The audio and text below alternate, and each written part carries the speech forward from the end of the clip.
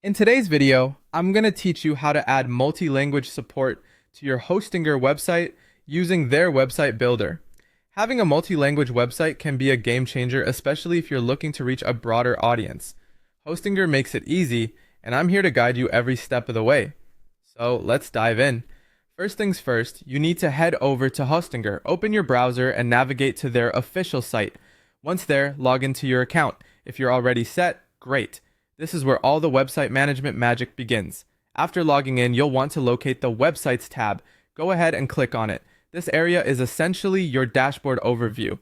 It's where you can manage all the websites you host with Hostinger.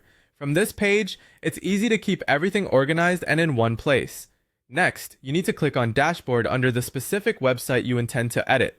This brings you to the management area of that particular website. It's like the control room where all the customization options and settings reside. Now look for the Edit Website option and click on it. You're now entering the Site Builder interface where Hostinger's tools are at your disposal to personalize your site fully. As you're in the website editor, you'll want to find a tab or option labeled More. Click on this to reveal further customization features that aren't readily visible. In this expanded section, look for and click Multi-Language. This feature is fantastic for enabling your website to accommodate various languages, making it accessible to a wider, more diverse audience.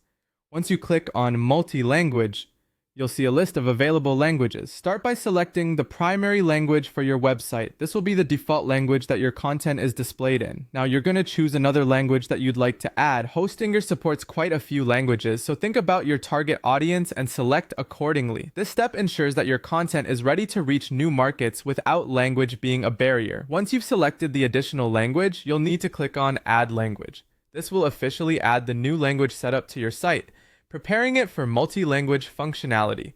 Finally, it's time to save all your hard work by clicking on Update Website. This ensures that all your changes and language additions are live and active. And that's it! You've successfully added multi-language support to your Hostinger website.